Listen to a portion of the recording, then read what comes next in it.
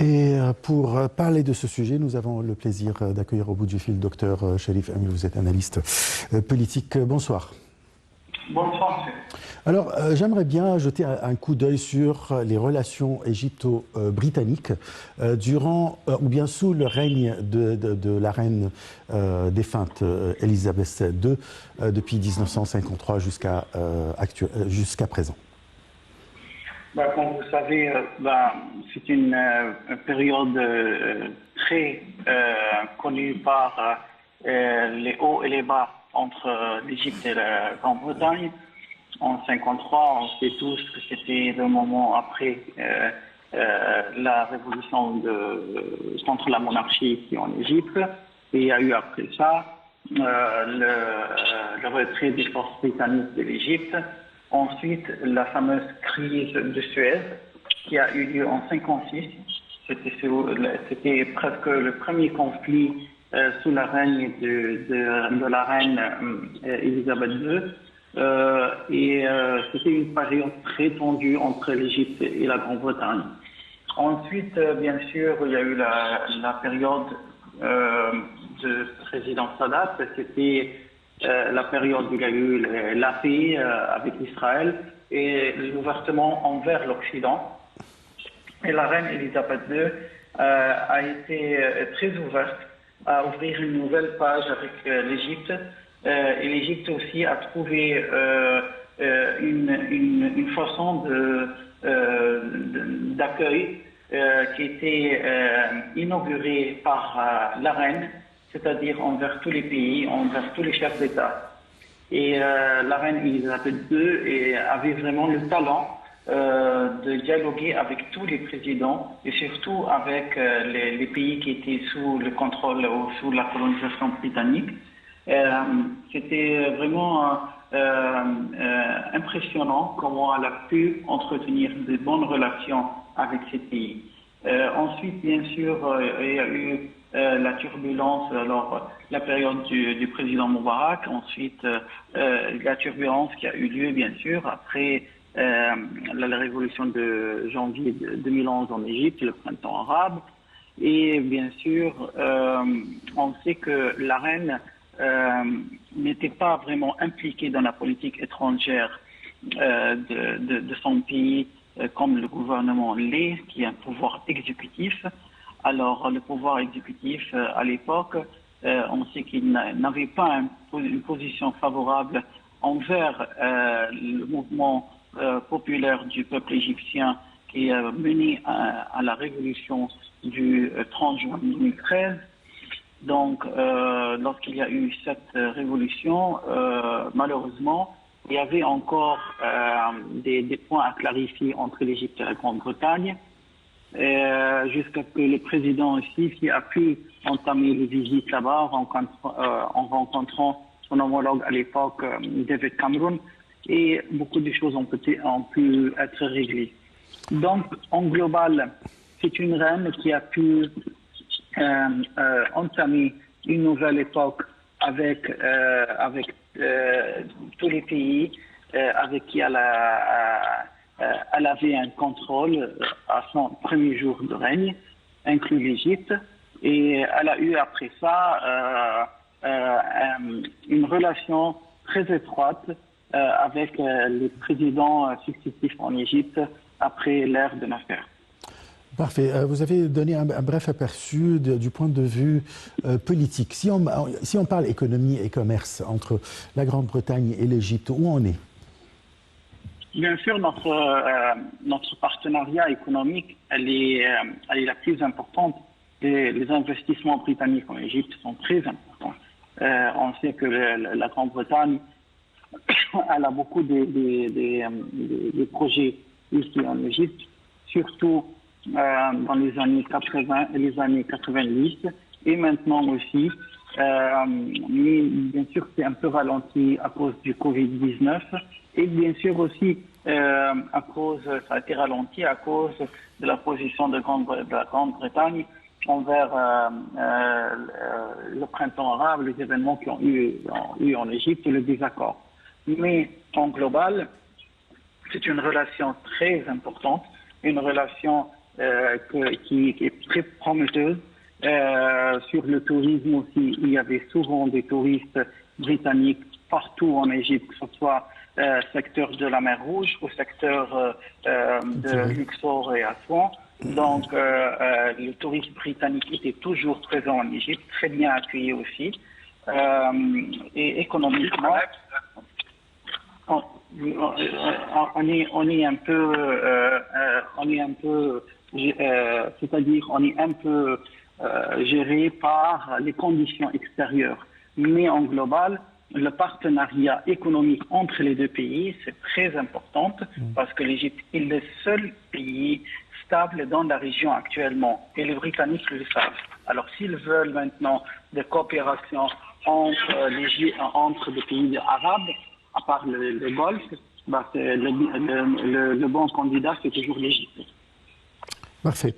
Là, le Premier ministre égyptien Mustafa Madbouli s'est dirigé vers la Grande-Bretagne pour présenter les condoléances de la part du président Abdel Fattah el-Sisi et de la part du peuple égyptien aux responsables et surtout au prince qui est aujourd'hui le roi Charles III. Quel est le message ou bien le symbole de cette visite ou ce déplacement? Bien sûr, Sa Majesté le roi Charles III, il a déjà de très bonnes relations avec l'Égypte. Lorsqu'il était le prince de Galles, il était souvent accueilli en Égypte et il connaît très bien ce pays, il connaît bien notre pays. Mais bien sûr, aujourd'hui, c'est un bon signe que l'Égypte montre sa présence à travers le Premier ministre et je crois que le roi Charles III va entamer de nouvelles relations aussi avec tous ces pays, surtout au Moyen-Orient. Il avait un rôle très important dans le dialogue interreligieux et on ne l'a pas oublié. Et il est venu aussi à Al-Azhar et l'église copte. Alors, il connaît la culture égyptienne. Il sait très bien que c'est un pays très important, un pays qui a une relation très approfondie avec l'histoire. Donc le roi Charles III, on sait très bien que c'est un homme qui aime vraiment, qui est un souverain qui aime la culture, qui aime l'histoire. Il comprend très bien le monde arabe, il comprend les spécificités du monde arabe, surtout les pays du Golfe et l'Égypte. Donc, à mon avis, entamer des visites au-delà de la reine, les pays sous la souveraineté de la couronne britannique, il viendra bientôt en Égypte.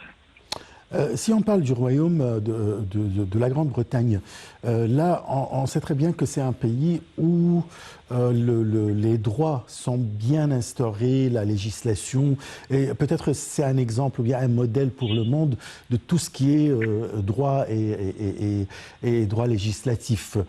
Quel est le rôle de la reine Elisabeth d'instaurer de tels droits et lois dans le royaume? Vous savez que la constitution britannique, c'est une constitution non écrite, c'est la Magna Carta. Et c'est une constitution qui n'est pas écrite, mais qui est très ancienne. Et la reine britannique, elle a un rôle spirituel et un rôle militaire et aussi politique. Le rôle spirituel, ou le souverain, parce que maintenant c'est le roi Charles III et sa femme tenue, il est le chef de l'église anglicane de l'Angleterre, tandis qu'il est aussi le chef des armées. C'est-à-dire lorsqu'il y a eu les guerres de Malines au Falkland, comme c'est connu en anglais, avec l'Argentine dans les années 80, 82 à peu près, c'était la reine Elisabeth qui a donné l'ordre aussi pour cette guerre et aussi pour la guerre du Golfe. Donc, elle a une autorité peut-être symbolique, pas vraiment comme le Premier ministre. Le Premier ministre, un Premier ministre, lorsqu'il est nommé par une élection démocratique là-bas, il doit être accrédité par le souverain, par le roi, la reine ou le roi. Et aussi, elle a un rôle très important sur les pays du Commonwealth, c'est-à-dire les pays qui sont sous encore la couronne britannique, comme le Canada, l'Australie, la Nouvelle-Zélande. Alors ce sont tous des pays qui sont encore sous le contrôle de la couronne britannique, mais c'est un contrôle ou c'est une souveraineté symbolique, c'est-à-dire leurs premiers ministres, ils ne sont pas nécessairement accrédités par les souverains britanniques, mais ils doivent allégeance, ils doivent loyauté à la couronne britannique. Parfait. Je vous remercie beaucoup, Dr Cherif Amir.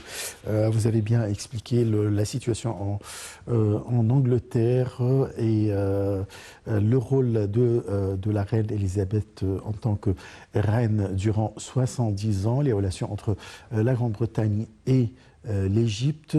Maintenant, on va passer à un autre sujet ou bien un autre débat qui concerne l'Égypte cette fois-ci. La réunion, nous avons le président Abdel Fattah al-Sisi qui s'est réuni depuis quelques jours avec le Premier ministre Mustafa Madbouli et le ministre des Communications et des Technologies de l'Information Amr Talat pour examiner les projets nationaux dans le secteur de communication et de la technologie d'information. Salih Hamed Yarachoucha nous donne les détails.